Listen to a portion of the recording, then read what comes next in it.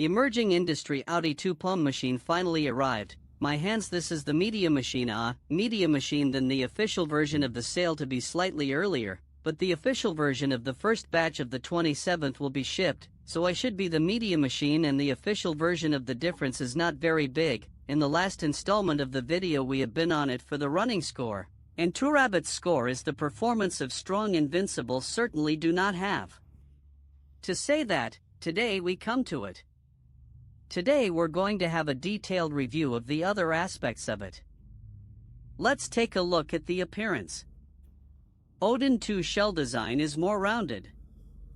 Adopted a lot of curved surface design. Basically, there are no straight edges and corners. The back of the device has an ergonomic grip. It's very comfortable to hold. Its overall size is similar to that of the Odin I. You can see that the length and width are the same. The screen size is also the same. The thickness is slightly thicker than Odin 1. And the grip is also bigger. When you hold it in your hand, it feels a little thicker than the Odin 1. The color of my model is blue. Blue bean is also a color that sells very well in the official configuration. But some players may worry about the transparent shell cracking. Let's take a closer look. According to my observation, I did not find any cracks and so on. The quality of the case is still quite good. Then let's check the screen. The edges of the screen and the casing are very flat. The craftsmanship of the whole machine is properly in the first tier of big manufacturers. The screen of the Audi 2 is a 6-inch LCD screen like the first generation. What is the difference between its screen and the first generation? Let's find a picture to compare. Audi 2 screen and the first generation, of the color of the screen is still quite different. The color of the second generation is obviously more intense. LCD screen is not as OLED screen will have the problem of screen flicker. But the LCD screen may be worried about the problem of light leakage. Because LCD light leakage is also a common problem. Let's find a pure black wallpaper to check it out. Now I turn off all the lights. Let's focus on the surroundings of the screen. There is no obvious light leakage. On the left side of the screen, the light strip may be in this position. There's a little bit of light. On the front, there's no problem. Okay, let's take a look at the button stem. The stem on the Audi 2 has the medium-sized Hall stem, and there's an extra plastic bezel underneath the 2. There's a plastic border underneath the 2, and the cross keys are very smooth, and there's an adhesive pad underneath, as we can see through the transparent case. When you press it, you can feel that there are pots and pans underneath the pads, and you can listen to the sound. The 4 keys are made of conductive rubber, and they are soft to the touch. The configuration of the stem, cross keys and buttons is very close to that of the RP2S. The two of them feel very similar.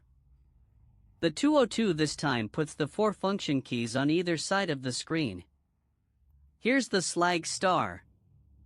Here's the home button. Here is the back button.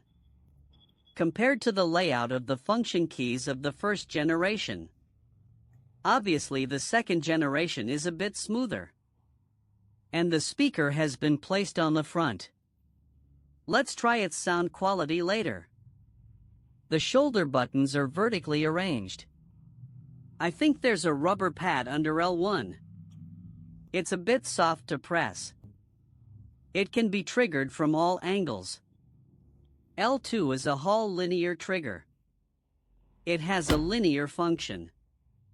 There is a TF card slot on the top. This slot has a cover.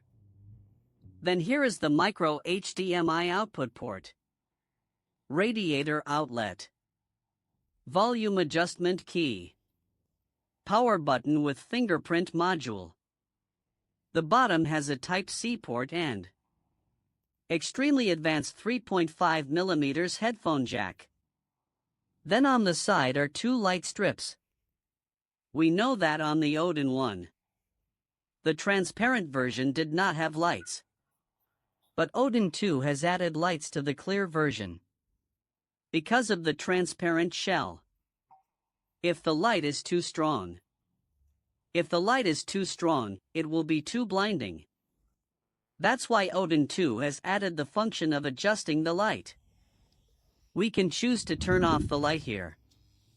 Or adjust the color of the light. And adjust the brightness of the light. I like to dim the lights a little bit. This time, I can feel that Odin 2 has a better. The feel of the buttons and the grip. It's a great effort to adjust. Solve the problem that the teeth of the first generation are too short. The problem of the short teeth of the first generation. About the feel of Odin 2. I would give it an 80. Overall the feel is excellent. But I personally prefer it here. So I've taken some points off of it. And due to the increased height of the teeth, when pressing Y and B at the same time, it feels like it's touching a little bit. This is also one of the things I've reduced its score. The weight of the Odin 2 is over 400 grams. Without the film, it weighs about 415 grams, and it feels a little heavy in your hand, so if you don't know what that means, take an outright version of the Thinker. The 202 is about the same weight. On the back of the 22, there are two customizable function keys, 1 and M2, which give you more options when playing with the simulator, and there's a large heatsink. There's a large cooling vent here, but the air intake is actually just a little bit smaller, and there's no dust mesh in sight, so I can't help but worry about dust ingress. Enough about the hardware, let's move on to the software. The 2.2 comes with Android 13. There's a lot of functionality in the top-down menu. Let's take a look. First of all, the performance mode switch. There are 3 modes: normal, performance, and high performance. I usually put it in the performance mode. And then here is the LED setting that I mentioned earlier. Here are the fan settings. There are 3 kinds of quiet smart motion. Let's listen to the noise of each. Now quiet is definitely smart, since I'm not under any load right now. I'm not putting much load on it right now, so it's spinning at a very low speed. Let's take a look at the sport. This is the noise of the 2.2 running the fan at full speed. You can feel it. If we usually play games about this distance, you can still hear the sound of the wind. I recommend setting it to self-recognition mode. The charge separation switch here. If you turn it on, when you're gaming, when you're playing, the palm will take power directly from the charger instead of the battery. This will minimize the effects of battery heat on the game. But this feature works on cell phones because 2.2 has active cooling. So next is the Bluetooth switch. Flight mode. Switch for automatic screen rotation. Pollution mode screencasting function. This cast screen is through the network cast screen A. It's not the same as HDMI. If the hover icon is open, we can call out a menu from the right side in the game. Keep the bright screen forced horizontal screen power saving mode. These are very good to understand. In addition to this Android interface, Odin also provides an Odin launcher. We can add some of our favorite apps to it. Then we can start the emulator with one click.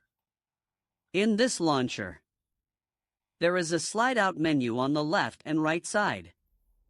We can also press L3 and R3. We can also open this menu by pressing L3 and R3. Here you can change the performance mode. Grip light. Rocker light, these to adjust.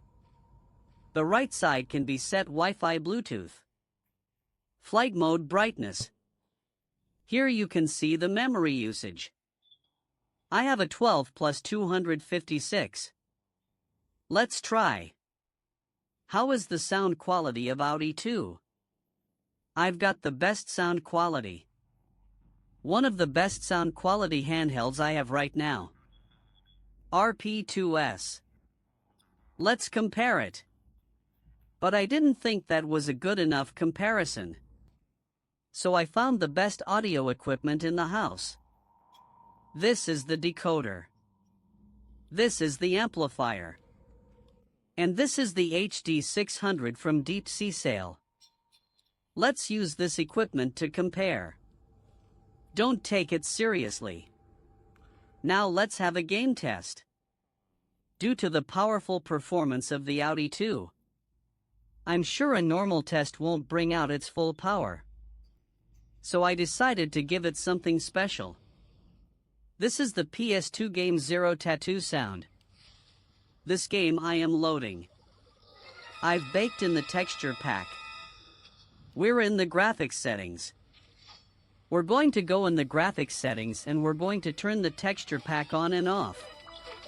And then we'll set the resolution to 4x. This is a cycle rate.